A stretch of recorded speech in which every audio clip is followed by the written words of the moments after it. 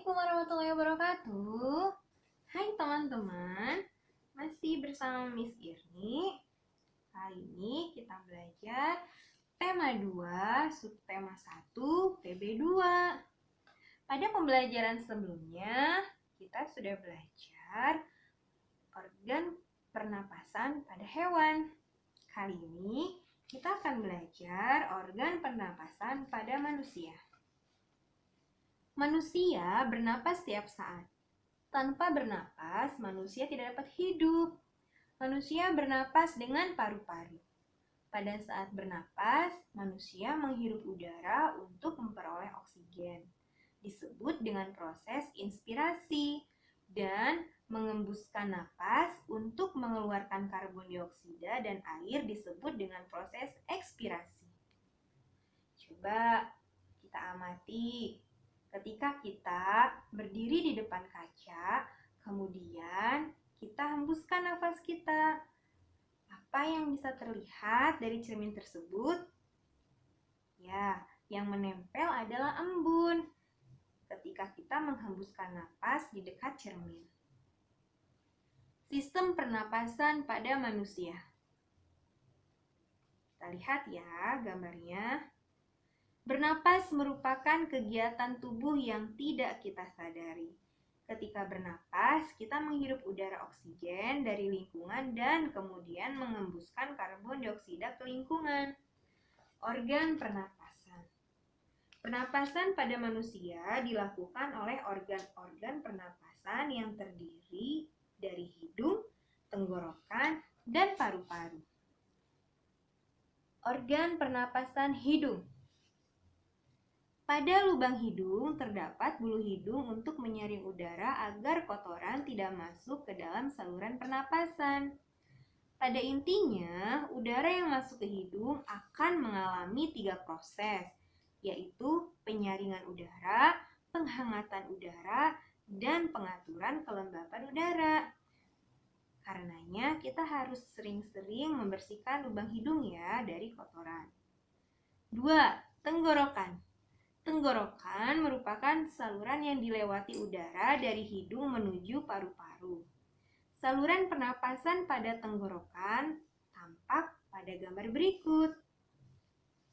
Bagian-bagian tenggorokan terdapat tekak atau faring yang merupakan persimpangan antara saluran makanan dan saluran udara pernapasan.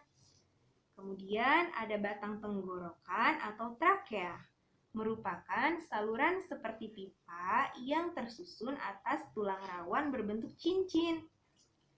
Pangkal tenggorokan atau laring menghubungkan faring dengan trakea. Pada pangkal tenggorokan terdapat katup yang disebut epiglotis. Saat menelan makanan dan minuman, epiglotis akan menutup sehingga makanan dan air tidak masuk ke tenggorokan dan kita masih dapat bernapas. Masya Allah, sungguh besar ciptaan Allah. Cabang trakea atau bronkus merupakan cabang trakea yang menuju ke paru-paru. 3. Paru-paru. Paru-paru terletak di dalam rongga dada atau toraks. Di dalam paru-paru, bronkus akan bercabang membentuk bronkiolus. Bronkiolus bercabang-cabang lagi menjadi cabang lebih kecil dan halus yang ujung-ujungnya membentuk suatu kantong yang disebut alveolus. Dalam alveolus terjadi pertukaran oksigen dan karbon dioksida. Bagaimana sih cara kerja paru-paru dalam pertukaran udara? Pertama, oksigen yang dihirup akan masuk ke alveolus akan diserap darah. Darah menjadi kaya oksigen. Darah yang banyak mengandung karbon dioksida meresap juga ke alveolus. Pertukaran gas oksigen dan karbon dioksida terjadi di kantong udara atau alveolus. Darah membawa oksigen ke jantung untuk dipompakan ke seluruh tubuh. Gas karbon dioksida keluar dari darah, masuk ke saluran pernapasan untuk dikeluarkan saat menghembuskan napas. Proses pernapasan terdiri dari inspirasi atau proses menghirup udara dan ekspirasi atau proses menghembuskan udara. Proses pernapasan pada manusia dimulai dari hidung. Udara yang diisap pada waktu menarik napas atau inspirasi masuk melalui lubang hidung kiri dan kanan selain melalui mulut. Udara yang kita hirup mengandung 80% nitrogen, 16% oksigen, dan 4% karbon dioksida. Setelah melewati rongga hidung, udara masuk ke kerongkongan bagian atas lalu masuk ke tenggorokan. Udara akan mengalir terus masuk ke batang tenggorokan dan diteruskan ke bronkus. Dari bronkus, udara akan masuk ke paru-paru melalui bronkiolus. Udara akan berakhir sampai di alveolus. Di dalam alveolus terjadi pertukaran oksigen dan karbon dioksida. Berdasarkan gerakan otot tulang rusuk dan otot diafragma pada proses pernapasan dikenal dua jenis pernapasan, yaitu pernapasan dada dan pernapasan perut. 1. Pernapasan dada adalah pernapasan yang melibatkan otot antar tulang rusuk. Mekanismenya dapat dibedakan sebagai berikut. Kita lihat ya proses pernapasan dada. Fase inspirasi berupa berkontraksinya otot antar tulang rusuk sehingga rongga dada membesar. Akibatnya, tekanan dalam rongga dada menjadi lebih kecil daripada tekanan di luar sehingga udara luar yang kaya oksigen masuk. Fase ekspirasi.